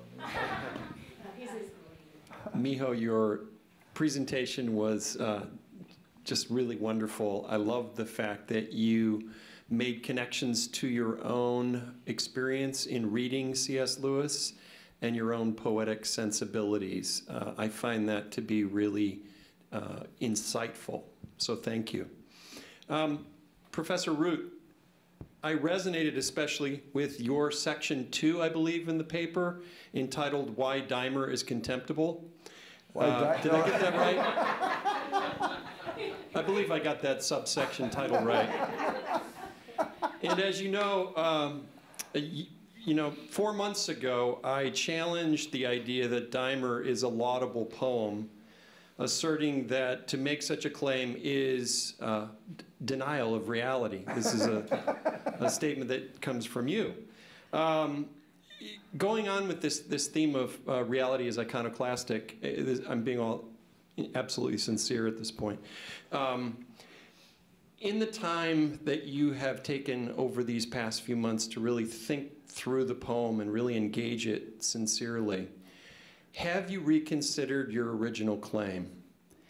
Do you think this poem is laudable? You ended by saying, I actually enjoy Dymer, no problem there, and that you hope it will be read as an important artifact of literary studies. Again, I don't have a problem with that. But then to make a claim that it's a great poem, that would be problematic for me. So I'm just curious where you're at this point in time. Okay, I need to get in my lane. Let me get in my lane, okay? I became a Christian as a freshman in college. I started sharing my faith. People asked questions. I didn't know the answers. I saw Lewis's name come up in the literature. My older sister here, Kathy, she's the one that turned me on to Lewis. She was reading him to children she was teaching and so on, told me that part of the language was. So I started reading him. He writes in, depending on how you count them, 11 to 17 different literary genres. Who can keep up with him? You know, my doctorate's in philosophy of religion. I did it on Lewis. You knew, you were one of my supervisors. And you mentioned all those narrative poems that he referred to. I've actually read The Ring and the Book. And I'm one of the few people, I'm the only person I know that's actually read it.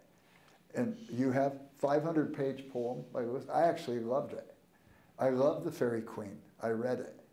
And I took great pleasure in it. And Lewis says the big thing about reading is if his boys like comic books. He says if comic books teach them the pleasure of reading, let them read comic books. I take pleasure in what I read. And here's my lane. I was a PE major in college. And people are surprised I could read anything. And the deal is, I have enjoyed this. And so, you know, I like the apologetics. I like the poetry. I like the narrative poetry. I like the lyric poetry. I actually like Lewis. I disagree with him in places, but I like him. I take pleasure in him. And maybe for other people who might have the hope that they can find Dymers more than just reality as iconoclastic, or Dymer as iconoclastic, or Dymer as contemptible, then that's okay. I like them. And I don't have, I mean, the person I read to try and get me up to speed in some literary criticism, literary critical studies, was Terry Eagleton. I read Eagleton for about 20 years.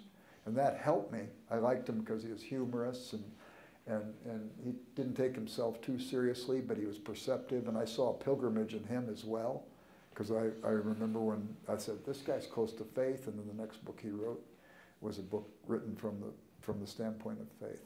So you just have to read different people. You want to read his apologetics, you should probably read Plato. You should probably read Augustine. Probably read some Thomas Aquinas. He opens more than wardrobe doors. But I am not a poet.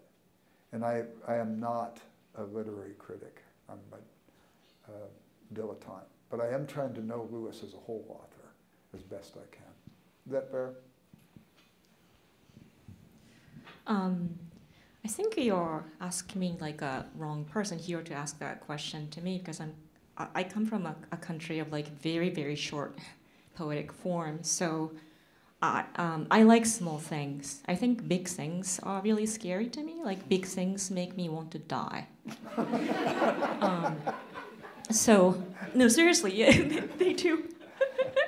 But Dymer, there are some. I mean, it's hard for me to kind of speak as of this work as a whole, but there are some kind of surprising moments of like revelation or kind of lyrical moment that I thought were really quite beautiful. I actually wanted to, using my kind of response, I wanted to actually ask you a question though, because the paper you read today and the draft I received was quite different. And in the draft though, you didn't include it into your final paper, which is that you said something about Dymer had to learn that one cannot die for oneself. Like, he's kind of in the process of learning one cannot atone his own sin by dying himself. Yeah. And I think that that's really a fabulous concept. And if Dymer is a work that actually showed that, I mean, I think it's just so perceptive because you read so much of Lewis. And you're kind of sensing something in there. If it were kind of more clearly brought out, I think that Dymer would be a great poet. I mean, a great poem. I don't know. Well, there is no atonement in Dymer. He ends up having to die for his own sins. Except that when he dies, the world where he dies is dead. And then it comes alive again. And there's some images like that in the Arthurian poems as well. You know, the glorious blow, and you think of some of those kinds of things. So yeah, I'm trying to think. He has to somehow die, and it's as if he's atoning for his own sins. You don't have that. Anyway. Yeah. Well, I think the ending actually I took it to be somewhat redemptive. That the monster, like with many eyes, that just kind of gave me creeps, but turned out to be like. He was big. I think it's late at night, and I can get pretty spooked. But it turns into a god, right? Yeah. And the description of the morning is pretty glorious. I was kind of reminded of William Blake's artwork, the kind of great transformation. So there is a kind of a sense of transformation that I think, as you say, it's still kind of it's dormant. It's not quite there. Yeah, it's early on. He's, 28 when it's published. He's 1926. But he was so young. He was working on it when he was, like you said, 17. And you read those letters, all the letters where he's describing what's going on inside of him while he's writing it. And you can't believe that he published his first book when he was only, was 1919, Spirits in Bondage comes out, so he's 21, but he was working on that book in his teens. It's amazing to me. I don't expect it to be his magnum opus, his first book or two. Yeah.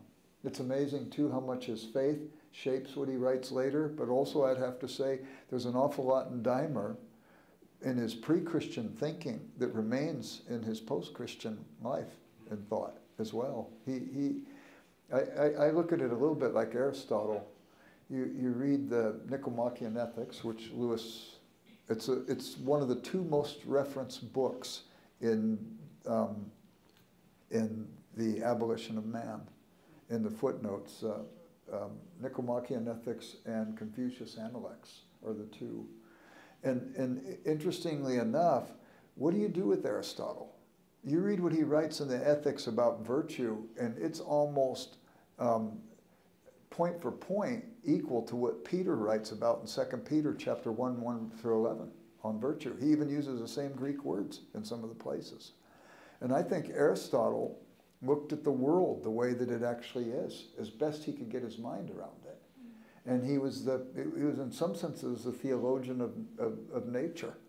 And he is able to see things in that revelation, not as completely as we can see in revelation that's informed by the Holy Spirit in Scripture, but he can still receive truth from that. And I think Lewis, the pre-Christian Lewis, saw some things that were accurate, and he was able to represent some of those in his poetry. I think that that's it, but he doesn't have Jesus. But you see in it too a window to the longing that he writes about, Surprised by Joy, and that you pick up in his letters at that time. The longing that's in him, that's groping for its proper object. I think that part's interesting too.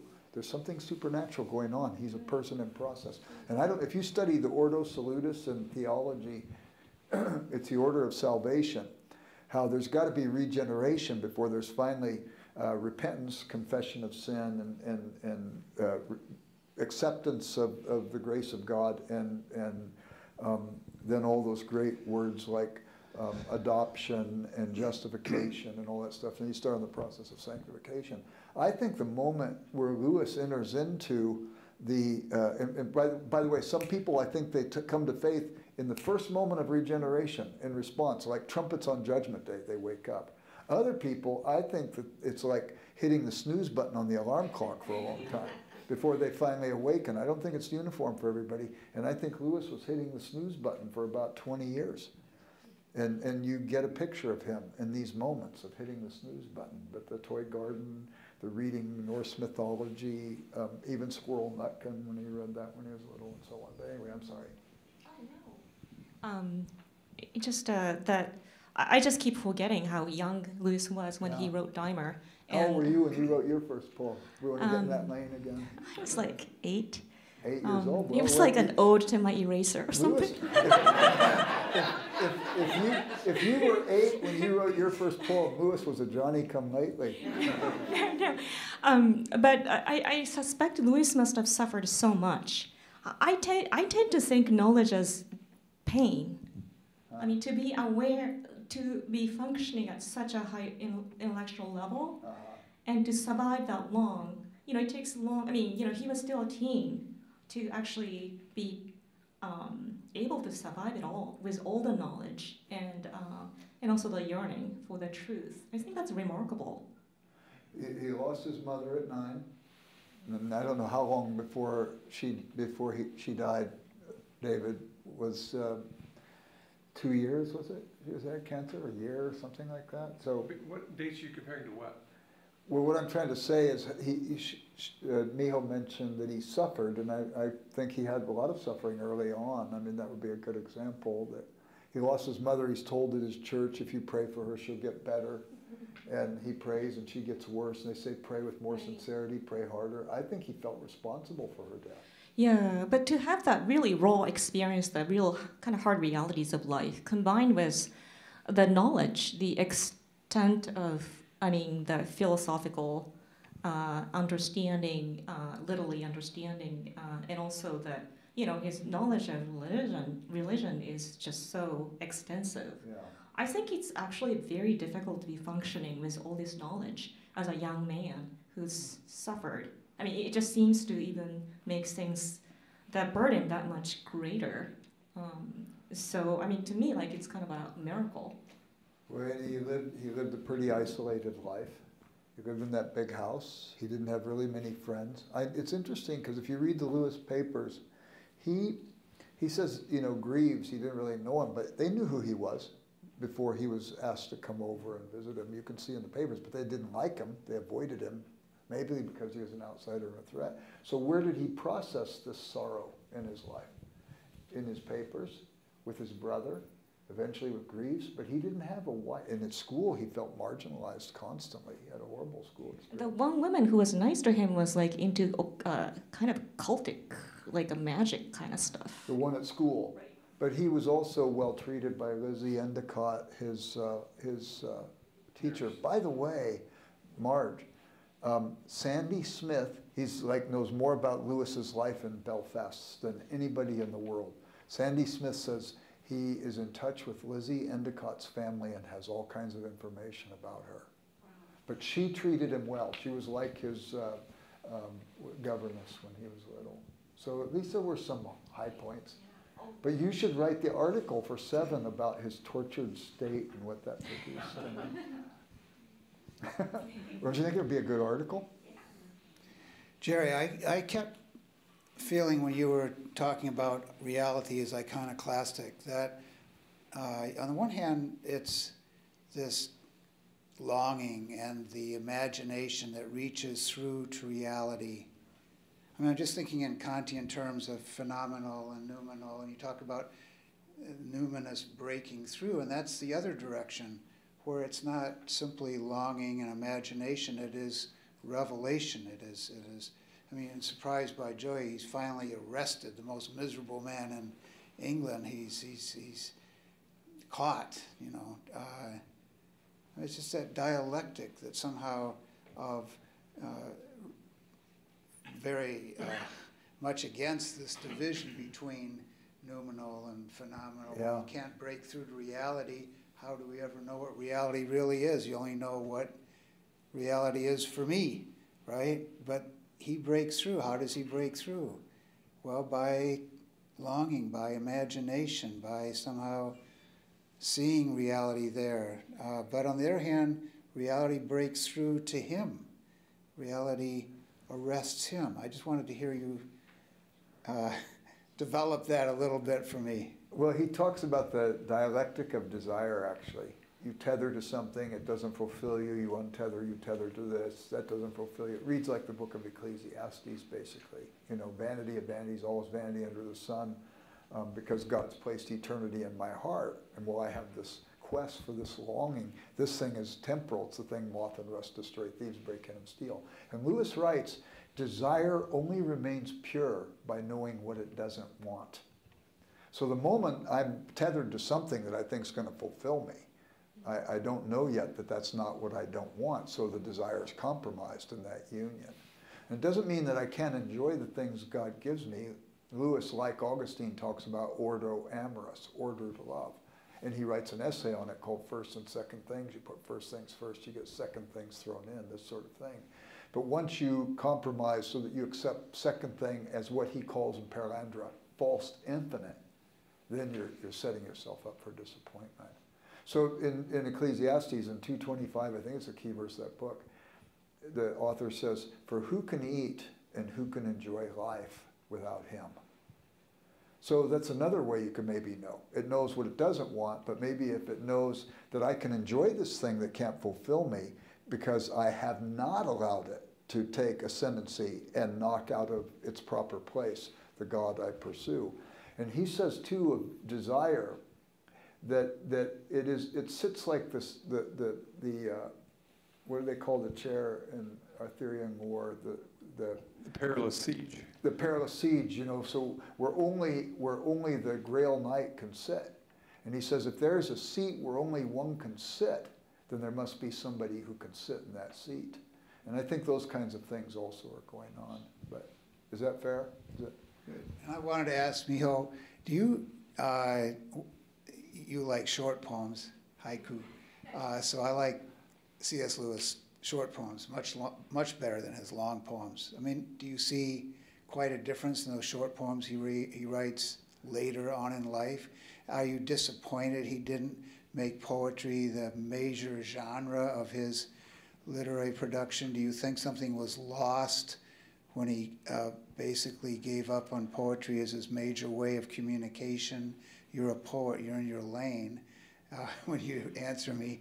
So how do you, I'm just wondering how you sense the loss that maybe he experienced. You talked about the pain that he had in not pursuing that, giving that up, going to other genre, writing prose. And yet he didn't give it up. He wrote short poems throughout his life that we have in books of his poems. Are those poems ones that are quite different? They don't make you feel like dying? Very little. Yes, I think Dymer is a real challenge to get through. But I have to say, I didn't get it quite the first time around, but the second time, third time, I enjoyed it more. And I could see what he was trying to do, and also how really skilled he was. I was quite impressed. I think in terms of the losses, I do think it's quite possible to sing in prose as well. Like, I think that for me, lyric is this kind of impulse to sing, this kind of an elevated state, the language that is different from the everyday. And I think he actually does it in prose. So I'm kind of interested in seeing how someone else could perhaps explore that poetic element in his prose. And as to the greatness of the work, I don't think anyone can really tell in the end. I think it's a pretty savvy move not to invest oneself in the narrative poetry and shift. Although even if he continued writing narrative poetry, I think that would have been great too. But one just never knows like what is truly a great poetry. W.S. Morwen, one of the greatest American poets, just passed away 6 days ago. And it was kind of one of the things that he would say. Someone would ask him, like, so how do you know when the poem is done? Or how do you know if the poem is good? And he would say, one just never knows. And if you don't like knowing, you just don't write poetry. So.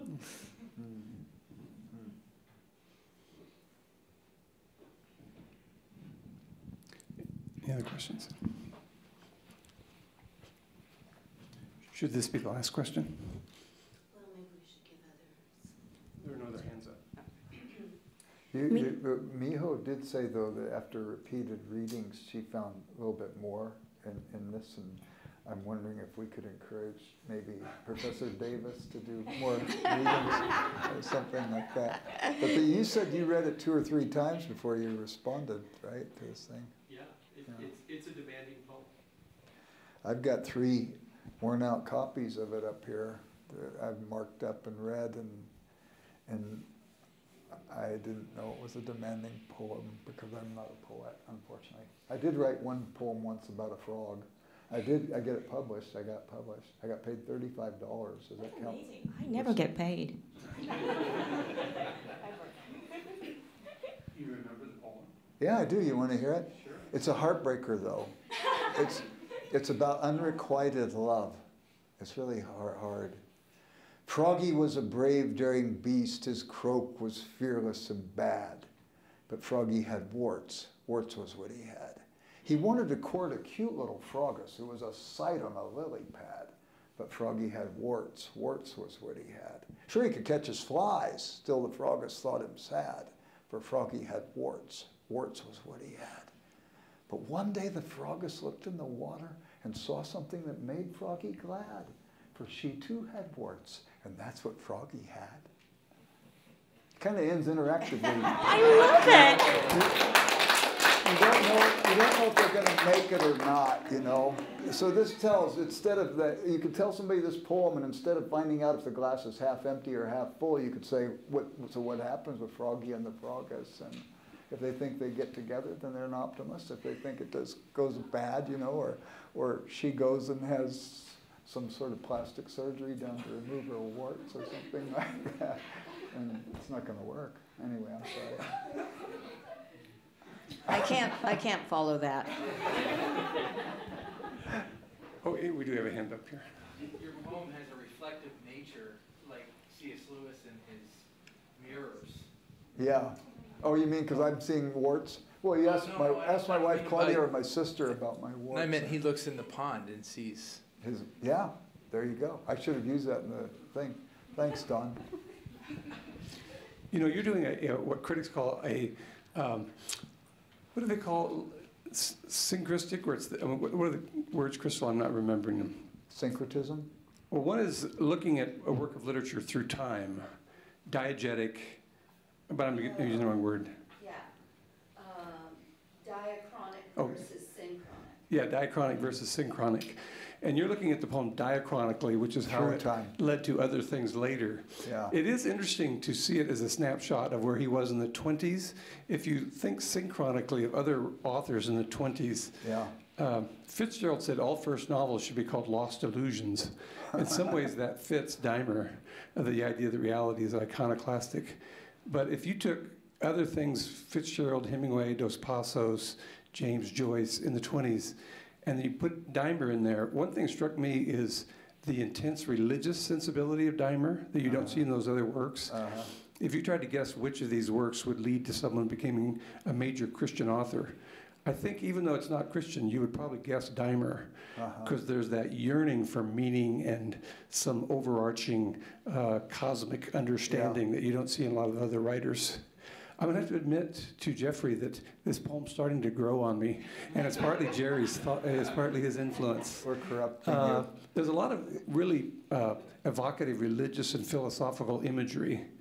I think Miho had a good point when she said the ironic and the romantic are not settling in well. It begins like Don Juan, and it's very ironic and cynical and satirical, and then you have these romantic stages. I think he later learned how to draw the proper boundaries within the work of an ironic passage. Several of the Narnia Chronicles start out ironically, but then they develop into the romantic world of Narnia. I think you put your finger on a big problem with this poem. He hadn't controlled his different modulations of the ironic and the romantic in this poem.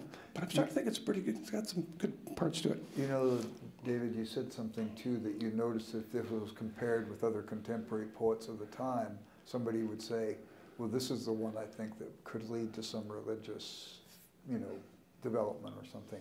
I read one of the critiques of it at the time it was written, where this particular critic for the Times London Literary Supplement, he said that he thought it was strongly metaphysical, which was interesting too. I think you referred to that one too when you gave the response, Jeff. It's interesting. I think so. Others saw what you said people you thought would see. I'm just trying to affirm you. Well, thank you again for your presentation, and thank you, Miho, for your really excellent response. That was a difficult situation, but really a graceful and insightful response to this Dymer material. So I think that'll wrap things up for this evening. They will be around for the reception if you want to talk to them. Oh, there's no reception? Yeah. Well, we're all going home is what's happening next. So thank you so much for coming. You just had it in your mind because we don't talk so much about food. Thank you again for coming, everyone.